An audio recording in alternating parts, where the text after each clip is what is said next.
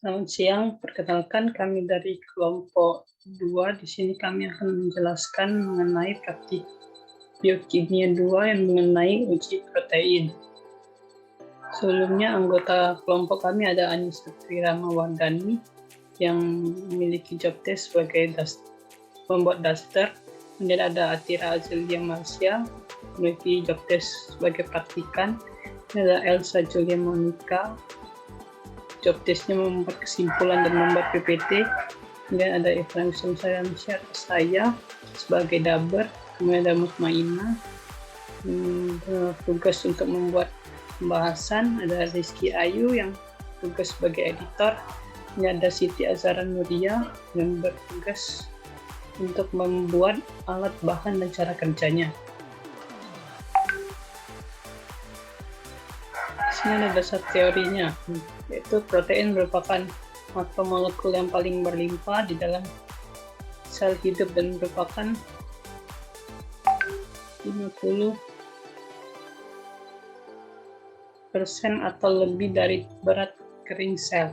Protein ditemukan di dalam semua sel dan semua bagian sel. Protein juga amat bervariasi. Ratusan jenis yang berbeda dapat ditemukan dalam satu sel. Protein terdiri atas rantai-rantai panjang asam amino yang terikat satu sama lain dalam ikatan peptida. Asam amino terdiri atas unsur-unsur karbon, hidrogen, oksigen, dan nitrogen.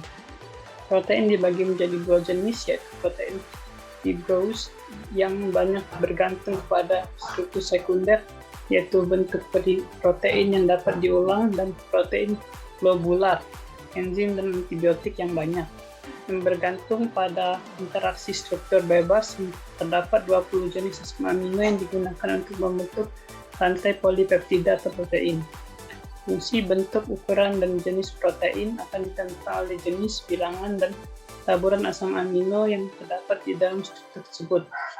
Penamaan beberapa asam amino dinamakan tindak balas kondensasi dengan ciri adanya pembentukan ikatan peptida dan pembentukan molekul air. Penamaan ini akan menghasilkan rantai peptida yang lebih dikenal sebagai polipeptida dengan mempunyai dua ujung rantai yang berbeda sifatnya. Protein juga dapat digolongkan berdasarkan pada proses pembentukan serta sifat fisik. Terdapat struktur protein, yaitu struktur primer, sekunder, tersier, dan quaterner. Struktur primer adalah rantai polipeptida simple protein terdiri dari asam amino yang berhubungan satu sama lain secara kovalen melalui ikatan peptida yang membentuk rantai lurus dan panjang sebagai untayan polipeptida tunggal. Struktur sekunder didominasi oleh ikatan hidrogen antar rantai samping yang membentuk pola tertentu. Ada dua jenis struktur sekunder, yaitu D-helix dan beta sheet atau lembaran. Tersier adalah struktur yang dibangun oleh struktur primer dan sekunder dan distabilkan oleh interaksi hidrofobik, hidrofilik, limbatan garam, ikatan hidrogen, dan ikatan disulfida, sehingga strukturnya menjadi kompleks. Contoh struktur ini yaitu protein globular dan protein serbut atau serat atau fiber. Struktur tersier menjelaskan bagaimana seluruh rantai polipeptida melipat sendiri sehingga membentuk struktur 3 dimensi.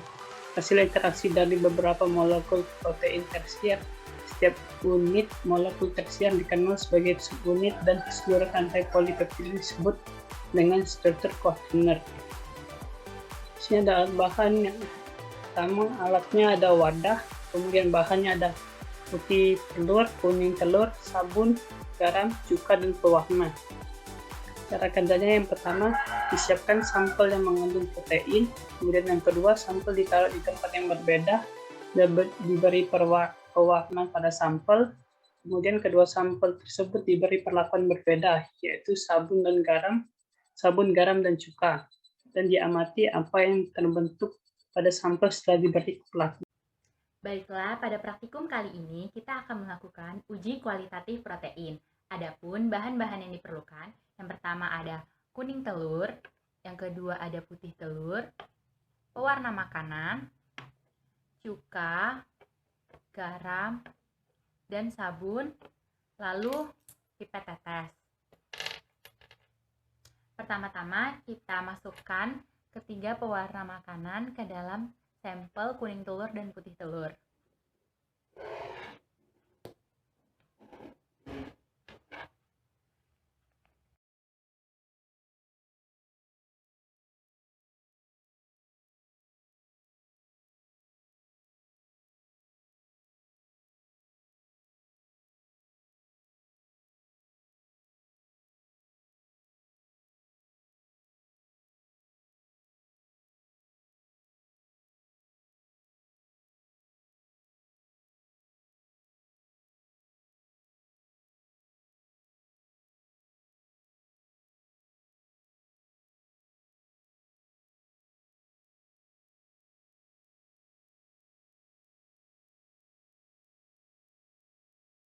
Baiklah, setelah semua sampel diberikan warna, kita uji sampel dengan menggunakan cuka, sabun, dan garam.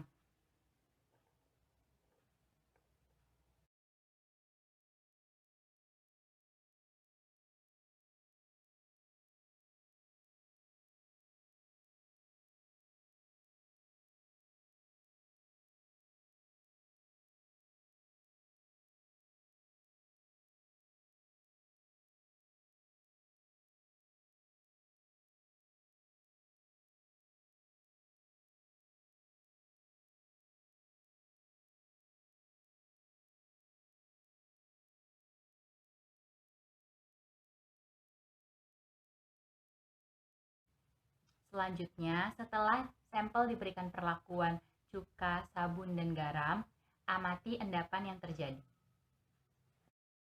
Baiklah, setelah diamati, pada sampel putih telur yang diberi perlakuan garam dapur, cuka, dan sabun, terjadi endapan.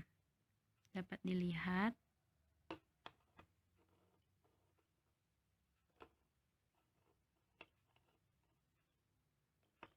Sedangkan pada sampel kuning telur tidak terjadi endapan, baik di perlakuan sabun, garam dapur, dan cuka.